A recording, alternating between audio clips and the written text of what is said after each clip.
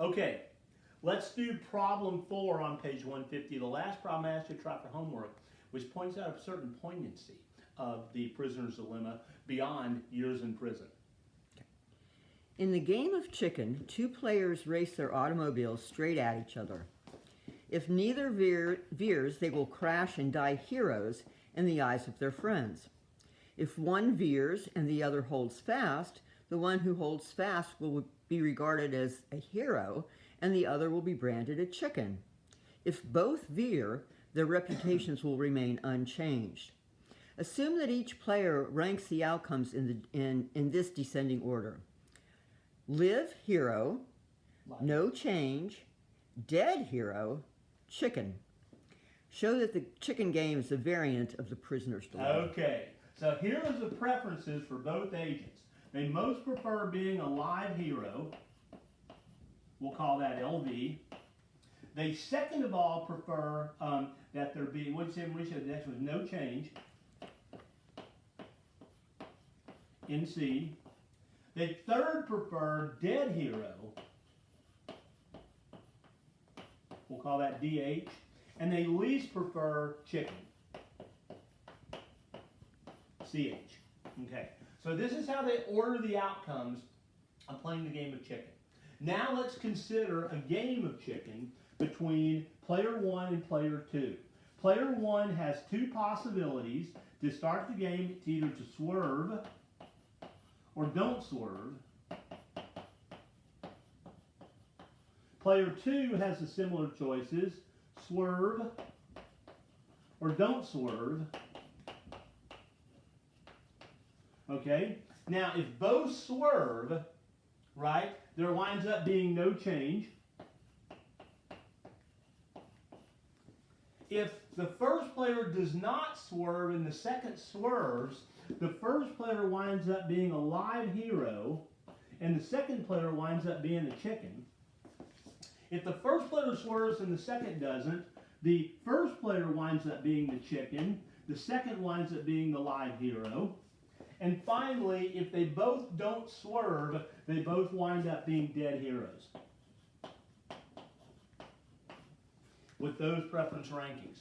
Now notice, with those preference rankings, notice that the only point that is in Nash equilibrium is dead hero, swerve, don't swerve, don't swerve. If they get on this particular point, neither has any reason unilaterally to change his or her strategy. Roe doesn't, because that would take Roe from dead hero to chicken, and Roe prefers being a dead hero to being a chicken. Column doesn't, because that would take Column from dead hero to chicken, and Column prefers being a dead hero to a chicken. So that point is in Nash equilibrium. No other point on the scale is. In particular, this point is not. No change, no change. This point is not in Nash equilibrium, right? Because if they get on this particular point, Column has reason unilaterally to Roe has reason unilaterally to change his or her strategy to go from no change to live hero, because he prefers live hero to no change. Similarly with Column, to go from no change to live hero by unilaterally changing his or her strategy, and to go from no change to live hero, which he or she prefers live hero to no change. So this point is not in Nash equilibrium. This point is. Rational, self-interested individuals with that set of preferences are going to choose not to swerve and are going to be dead heroes. But notice that both would prefer no change to being dead hero, and there's a point where both will get their more preferred outcome. But again, if they get on that point, both have reason to switch unilaterally to get their most preferred outcome, and now they're right back on dead hero, dead hero. So this game of chicken with this set of preferences produces a prisoner's dilemma exactly like the other examples we've given. Now, here is something I want you to start thinking about.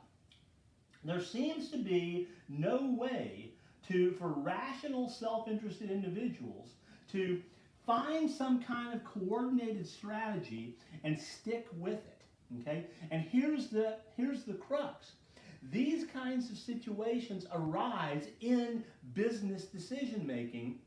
So what do you do if you're in a business decision-making situation that has the structure of a prisoner's dilemma, and your rational, self-interested rationality is driving you and the other player to an outcome that is not preferable to this other outcome, but this other outcome is seemingly unattainable because of the structure of the payoffs give you both reason unilaterally to change your choice.